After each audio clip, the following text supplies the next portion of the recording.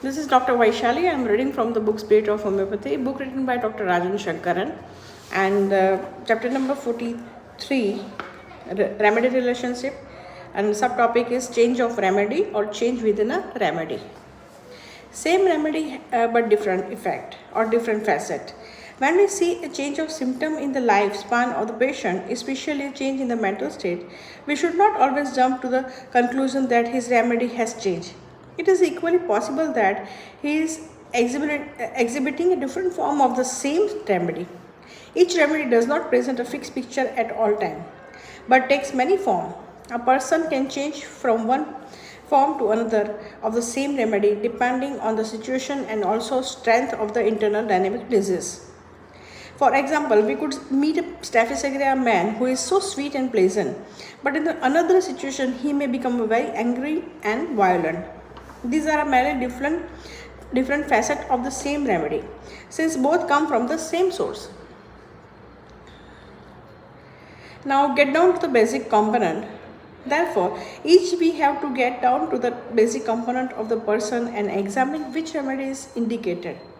The expression of the facet may vary, but we have to trace the source of the expression to come to the basic feeling which caused it.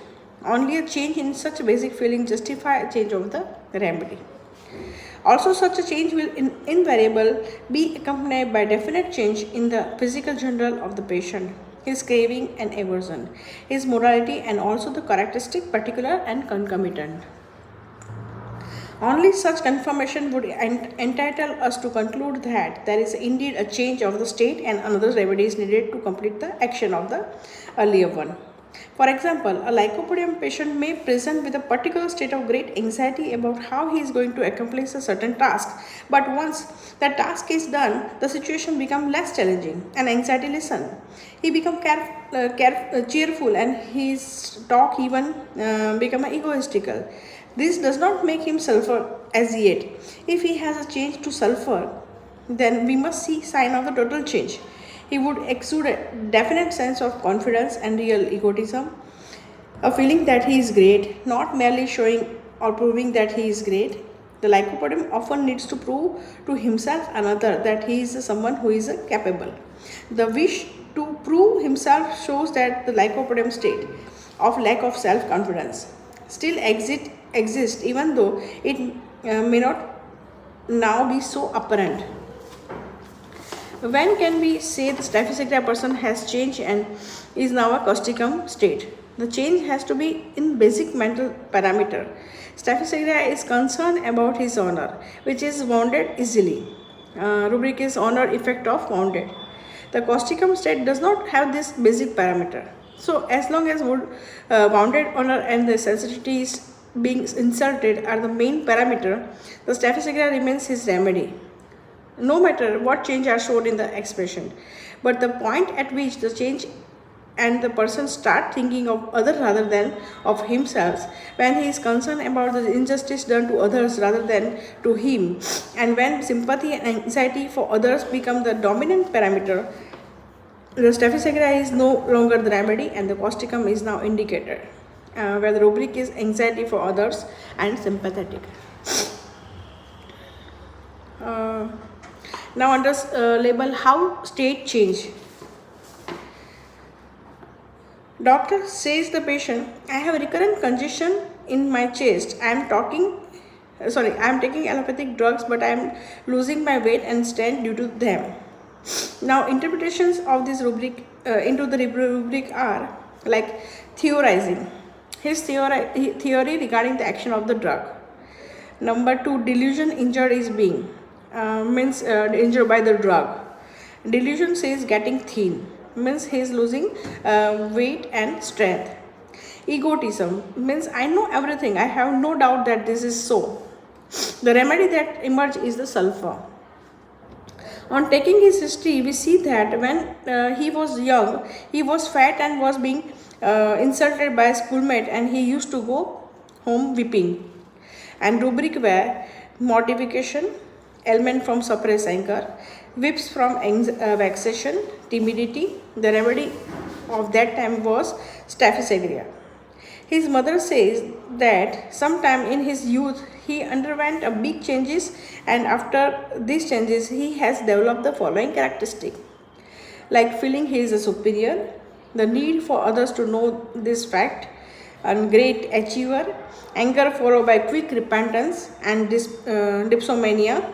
The remedy after this change become a sulfur.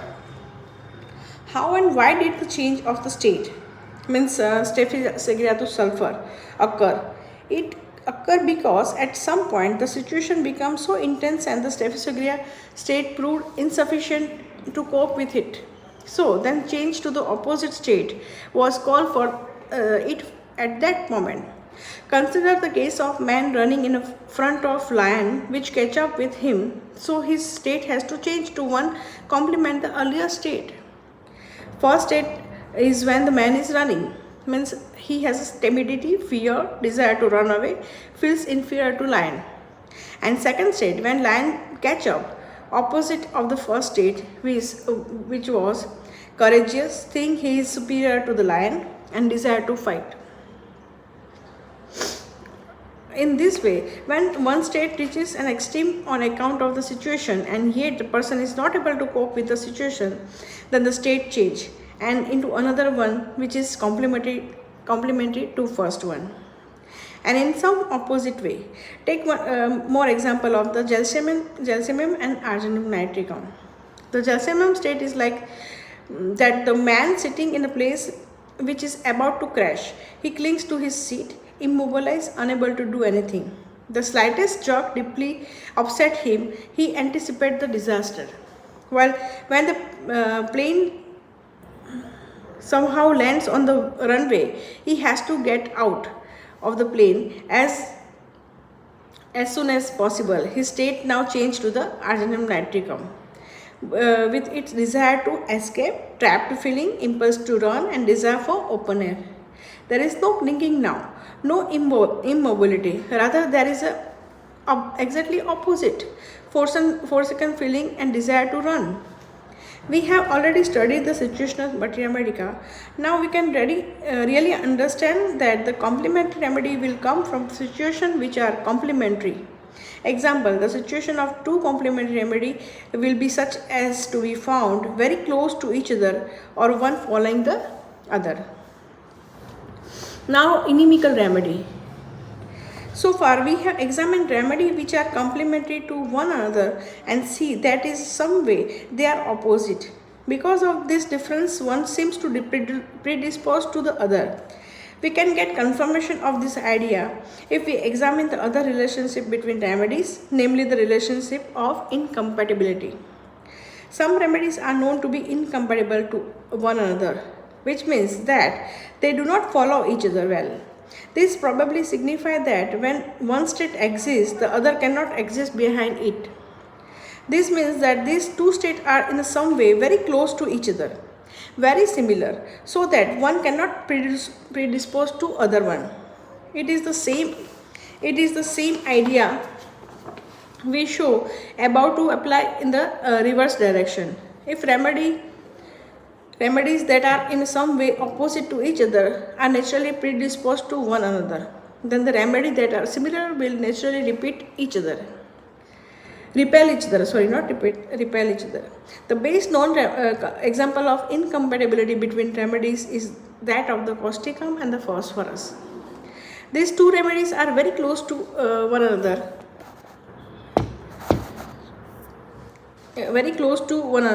Both of them being sympathetic and anxious for other. They are both chilly, both desire for cold drinks and are aversion to sweet. Both may have paralysis of the right side of the face. They seem to close to each other that if a causticum state exists, it is very seldom that situation can arise which create in this person a phosphorus state. Therefore, the causticum and phosphorus state will rarely be found in the same person. It is interesting to note that the causticum is listed as a collateral, means a similar remedy of the phosphorus. And yet they are incompatible and are unlikely to be needed in the same person. So it is similar story with the Bryannia and Calcaraca. Here again, the remedies are so similar in nature. Both have aversion to movement and need for security. Both have fear of poverty and therefore desire stability. Bryony and Calcutta can hardly exist together in the same person, and they are known to be incompatible. I will give one more example of incompatibility between remedies is like chamomilla and nux vomica. Both are such highly irritable remedies, so sensitive, violent and intolerant of pain that we could easily mistaken between the two. When we examine the incompatibility between remedies, we find that those which are similar in way will have a similar exciting factor and similar effects. That's why they call inimical remedy, the same state of the mind, state of the symptom, and state of the physical general. Now, under label marital relationship.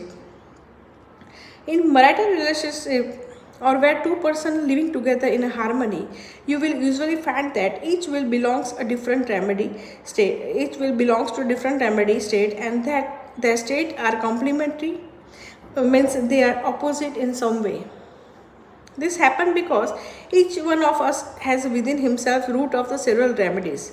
When the need arises from the exciting cause, which may be behavior of one partner, a particular root in the other partner is stimulated into the state. For example, if the husband is careless and indifferent to detail of household problem like a sulfur, then the graphitis root with carefulness about the trifles in the wife will be stimulated. And if the husband is spending extravagantly, then the wife must become avaricious. And where one of the partner is dominating like lycopodium, the other has to be yielding like pulsatilla.